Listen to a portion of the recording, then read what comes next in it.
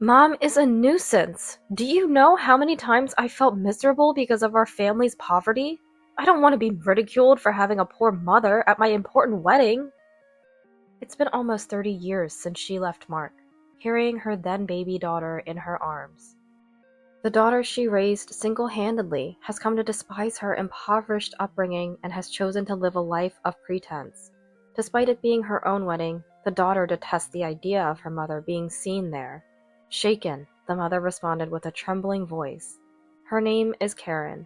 She graduated from college and has been working as an office worker for about 30 years. Perhaps the first major turning point in my life was my marriage. I met Mark at a university club. It was more about hanging out and drinking than being active. It was a symbol of her enjoyable college days. Mark, who was 3 years her senior, quickly became close due to shared interests, and their relationship soon turned romantic. Their relationship continued smoothly, and he proposed to her upon her graduation. After getting married, they were blessed with a daughter, leading to truly happy days. However, this period of bliss was short-lived. The second turning point was Mark's affair. It had been about 7 years since they got married. Though their relationship had grown distant as their daughter grew older, he chose to be a lover to a younger woman over his responsibilities as a father. The despair, anger, and anxiety about the future she felt upon discovering this are still vivid in her memory. Moreover, the affair was with a woman from a client company who also had a husband. The affair became known at work and caused problems. By the time she found out, rumors had spread, and Mark's position at his company was essentially gone. After receiving a disciplinary action, we decided to divorce following discussions. I didn't want to burden my young daughter with the delicate matter of her father's infidelity. I thought it best to choose the path of a single mother, even if it meant hardships. I packed her things and left Mark with my baby daughter Jennifer in her arms. After the divorce, we moved into a small apartment. The first few years were particularly tough, as Jennifer was at an age that required constant attention, and we faced financial and emotional hardships. The child support from Mark, who had been transferred to a lower-paying department, was meager and soon began to falter, becoming unreliable. Supporting the household and covering Jennifer's educational and living expenses alone required a Herculean effort. Fortunately, there were other women in similar circumstances at the apartment, and they would take turns watching each other's children while working overtime late into the night. Even after returning home, I continued to work from home, gradually saving money. Jennifer did her best to help out as much as she could. Still, I must have felt lonely. When she started elementary school, she would sometimes say things like this: "Mom should just marry a rich guy or a CEO. Then I could go to ballet and singing lessons." I was raising Jennifer single-handedly, without remarrying, and I had no intention of getting married again. But I didn't want Jennifer to feel poor or lonely.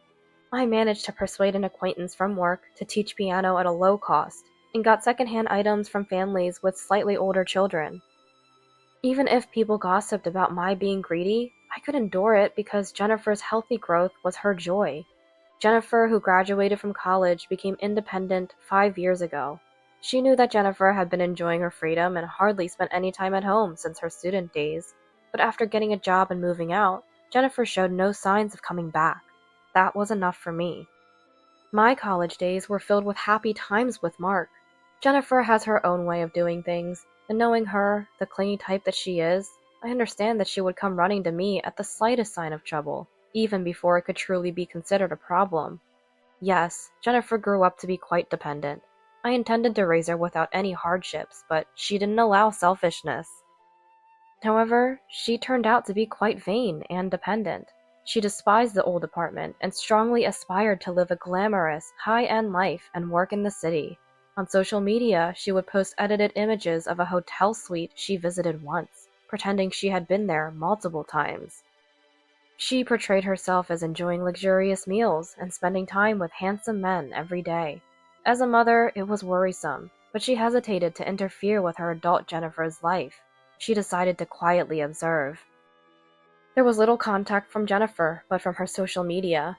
It seemed I was enjoying my life. I was enjoying my newfound single life, finding new hobbies and cherishing time with friends, bringing leisure and joy to my life. One day, when I returned from work, there was an email from Jennifer. The message was very simple, stating only that she was engaged.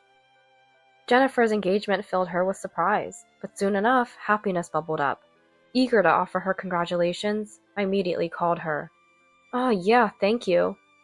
The response from Jennifer wasn't as warm as I had hoped. Confused, I asked about the man Jennifer was engaged to. With a wedding, there would be many occasions for parents to be involved, but Jennifer was evasive in her responses. "If there's anything I can do, please let me know. I'd like to meet his parents too, maybe say hello or something." "Mom, that kind of thing isn't necessary anymore. Times have changed, so you don't need to come." The voice on the other end was Jennifer's, but there was an awkwardness, as if I was hiding something. The distant attitude made me more perplexed. It seemed like Jennifer was determined to keep me away from her fiancé. Though concerned by her attitude, my wish for Jennifer's happiness remained unchanged. When I asked Jennifer for details about the wedding, she sighed and gave me the date. But I knew even without looking at the calendar. I was about to apologize when Jennifer cut her off, seemingly irritated. "I really wanted to be there to celebrate with you, but I have an unavoidable commitment on that day, so I can't make it." "It's my wedding, it doesn't involve you, Mom. I was planning to have it with just Mark and close family, so I'm not inviting you to the ceremony. That's okay, right?" I was taken aback. This implies that I, her mother, am not considered family. But when did Jennifer start speaking such harsh words? I couldn't hide my surprise at Jennifer's reaction, which could only be described as rejection. "So you really don't want me at your wedding, Jennifer?" I asked again, only to be met with a heavy sigh and an exasperated retort from Jennifer. "Don't come to the wedding. You've always been a nuisance to me. Do you know how many times I felt miserable because of our family's poverty? I don't want to be ridiculed for having a poor mother at my important wedding." I was at a loss for words. The pain in my heart was immense, and I felt tears welling up from deep within. I had sensed Jennifer viewed her and their impoverished household as a burden. "You don't want me involved, right? That's fine." When my feelings of responsibility as a mother and prioritizing Jennifer's happiness remain unchanged, if she regards me as a source of shame, perhaps I have no choice but to understand her words. As I was at a loss for words, Jennifer's tone changed as she spoke. "If you want to celebrate, I'll accept money from you. I'll come to pick it up a week before the wedding, so please have it ready." With those words, the call with Jennifer ended. That night, I couldn't stop crying due to the shock. The joy I felt when Jennifer, whom I raised with care, became independent, seemed like a distant memory. I felt there must be some complex situation behind Jennifer's attitude, but I didn't know how to uncover it. The next day, I reached out to someone, and before I knew it, a week before Jennifer's wedding arrived. Around noon, the doorbell rang, and my smiling daughter, who had come to collect the congratulatory money as arranged, stood there. "Still the same old cramped and shabby apartment. I don't plan on staying long, you know. So where's the money?" As soon as I entered, she relaxed in the living room and asked for the money. I silently handed over the prepared money, still not knowing whom she was marrying. She looked at me, seemingly amused by my unfriendly demeanor, and reiterated, "Don't come, okay? Actually, it would be a nuisance, so I really don't want you there. You understand, right, Mom? Poverty is just so dreadful." To which I calmly replied, "I won't be going, because I'll be attending my real daughter's wedding." Jennifer stared at me wide-eyed. What do you mean?" Unable to hide her surprise. "Margaret," I quietly responded. "Your sister. Since the divorce, she was taken in by your father, so you've never met her." That was the commitment I had a week later. I was invited to the wedding of Margaret, Jennifer, born 30 years ago. I couldn't secure custody of both sisters due to lack of financial resources. Mark convinced me that if he returned to his parents' home, there would be grandparents to help care for the child. However, Mark's family home was quite far away, and even with permission, it was difficult to visit and nearly impossible to bring the sisters together. Jennifer knew of her sister's existence due to disputes during the divorce, but she knew almost nothing about her. It's quite the coincidence that the weddings of the sisters are scheduled for the same day. "But since you don't want me there, I'll gladly attend Margaret's instead, just as you wished." "You're joking, right?" However, Jennifer reacted with anger, her eyes narrowing. "What's that supposed to mean? Even if you say sister, she's a stranger to me. The bond between parent and child is broken, so why should I have to go? Calling someone a stranger out of the blue? You have no common sense. Indeed, from her perspective, having never met her, the older sister might as well be a stranger.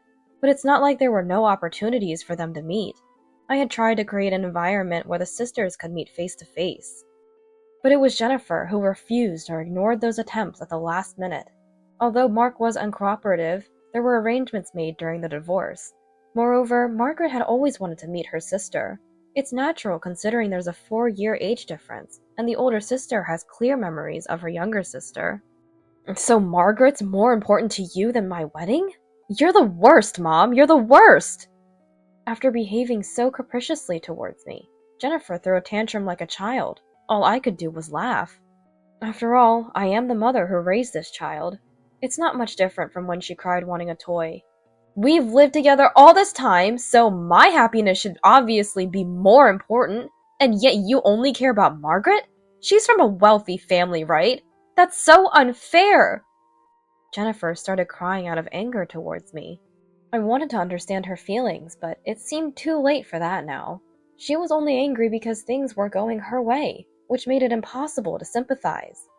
So, should I give up attending Margaret's wedding and go to yours instead? That's obviously not okay, right? But she continued to be opposed to me attending her wedding until the end. Jennifer finally stumbled over her words, muttering similar complaints a few times. Then, suddenly, she stood up and left the house. In the end, an invitation to Jennifer's wedding never arrived. A week later, I attended Margaret's wedding as originally planned. The grown-up bride, in her beautiful wedding dress, ran up to me. Tears were already welling up in her beautifully made-up eyes. Mom, thank you for coming. I'm so glad I could show you my wedding like this. I promise to be even happier, making up for all the hardships I faced. On the day of Margaret's wedding, I was filled with joy and deep emotions. Although the traditional family structure was lost, I was still able to celebrate her new beginning and be there for an important moment in her life. Considering what happened with Jennifer, this made me truly happy. The heartfelt wedding was attended by many of her friends, and I reflected on Margaret's growth. The sight of the bride and groom supporting each other filled my heart. Not taking family for granted, but supporting and respecting each other, and continuously wishing for happiness. That must be the most important thing in living together. 2 weeks after Margaret's wedding, I received a call from Jennifer. She hesitated to get to the point, trying to prolong the conversation, which gave me a bad feeling. I patiently waited for her to speak, and finally, I was able to hear about the looming troubles from Jennifer. Actually, among the guests Mark invited, there was your boss. She mentioned the name, and I confirmed it was my boss. Apparently, her fiancé had been acquainted with him through work. I remember being approached by my boss a few days after the wedding. He was puzzled by my absence, but since I was forbidden by Jennifer to attend, I avoided giving details and brushed it off. I remember thinking what a strange coincidence it was at the time. That person, during the wedding, in front of me, Stephen and his parents asked, "What happened to your mom?" It was embarrassing. Hearing Jennifer's somber voice made me feel pained. My boss can be somewhat insensitive at times, but the problem didn't end there. It turns out that Jennifer had told her fiancé, Stephen, and even her father, William, and mother, Emily, that her mother had passed away from an illness. That's why she didn't want me at the wedding. In front of her fiancé's family, Jennifer had portrayed herself as a hard-working individual who, after her mom's death, following the divorce, managed to survive on her own. Naturally, Stephen's family was confused when they heard such a thing during the wedding. When they pressed her for details, she became flustered, and her web of lies began to unravel. So, the story about your mom passing away from an illness was all a lie? And you also instructed her not to come to the wedding? You lied to your son and me? But Mom went to my older sister's wedding, who lives with my dad after the divorce. She should have prioritized me. Lying about someone's death and not attending are completely different matters. I can't believe Jennifer would lie like that. We need to have a serious discussion about this after the wedding. Stephen's family was furious to find out about the lie that I was dead and confronted Jennifer vehemently. After the wedding, a meeting was held, and Jennifer, wanting to hide her own circumstances, refused even to contact me. Realizing they couldn't have a further discussion with her stubborn attitude, Stephen's side called off the engagement and demanded compensation for the breach, along with the expenses for the wedding venue. The engagement is broken off? Despite the reception already having taken place, since the marriage itself was nullified, they demanded full reimbursement for the incurred expenses. Various reasons can lead to a broken engagement, but lies and secrets by the fiancé are common grounds for calling it off. Jennifer's lie about her only relative, me, being dead must have caused significant anger and disappointment in Stephen's family. The demanded compensation amounted to a considerable sum. It would be tough for Jennifer, who had just started working, especially since I heard she had quit the large corporation she joined, thinking she would be getting married. I was bombarded with new information, causing me a headache. Jennifer was also kicked out of the house she shared with Stephen and had no savings. Essentially, she was calling to ask me to take on her burdens. "So, Mom, you're living alone now, right? You must have saved money while I wasn't there, right? So, I'm coming back to live with you, okay?" Her entitled attitude, without a clear apology or the willingness to take on debt, left me astounded. "But you said having a poor mother was embarrassing, right?" I just said that in the heat of the moment. "You never apologized for lying or for what you lied about. If you had sincerely faced the situation, I might have considered using my limited savings to help. But you said you didn't want anything to do with your poor, moneyless mother, so I won't provide financial support." I refused her plea for help before she could even fully ask. Furthermore, "Also, I've moved, so going to my old address would be pointless," I told her. I had planned to update her on my new address and other details after the wedding, thinking she was busy, but this time, my delay turned out to be fortunate. "What's that? I wasn't informed. You never tell me anything. Not about Margaret's wedding or anything. Are we even family? Stop acting all high and mighty like a mother." "I could say the same to you. I am your mother, but you never told me anything. I don't even know what your former fiancé's name or face. Yet you only come to me when you need money. It's embarrassing. The one who's truly sad here is me."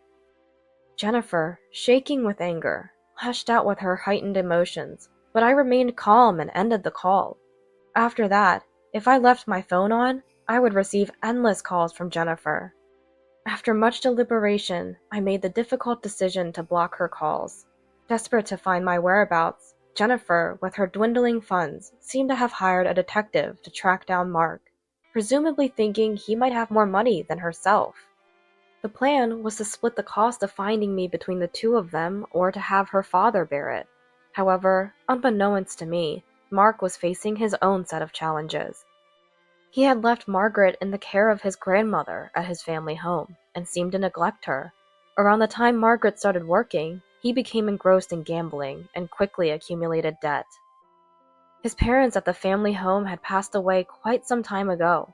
He quickly squandered the small inheritance and, in his desperation, Mark started going to Margaret, who was in her prime working years, to ask for money. After the divorce, I changed all my contact information when Margaret turned 20. I had cut off communication with Mark, but Margaret and I secretly kept in touch, so I was aware of all these developments and offered advice. Despite my willingness, my financial situation prevented me from offering much help. Margaret sought a lawyer on her own, and after much struggle, severed ties with her father. As a result, I was the only family member present at Margaret's wedding, which is why I felt it was imperative to attend. Jennifer, through the detective, reconnected with Mark. Despite being happy to see her since she was a baby, he began to demand money from Jennifer whenever possible, now that they were in contact again. Jennifer, with no means to spare, fends off her father's persistent demands while trying to make ends meet with a part-time job and repaying debts, including alimony. She now leads a life of poverty and hardship, similar to what I experienced. As for my move, it was prompted by a job transfer to a new branch, recognizing my long service. The apartment was quite far, but the company covered the moving expenses due to it being a work-related relocation. The new condominium is much more spacious and nicer than before, with most of the rent covered by the company. Coincidentally, it's also closer to where Margaret and Mark live. So there was no reason for me to refuse the transfer. Now it's become a monthly tradition for Margaret to visit me in my new home. I've also had the chance to properly meet and greet Margaret's husband. Margaret's foster parents, who were once Mark's parents-in-law at his family home, have already passed away, and she is estranged from her father. Although we are separated legally, I have become one of the few relatives she has left, as she has no other family to turn to. Mark was moved to tears during our meeting, grateful for the opportunity. It was evident how wonderful a person she had married, and the happy family they were building. Overwhelmed with emotion, we shook hands tearfully, while Margaret smiled bashfully. I intend to watch over Margaret and Mark's happiness, offering help when needed, and walking this journey together.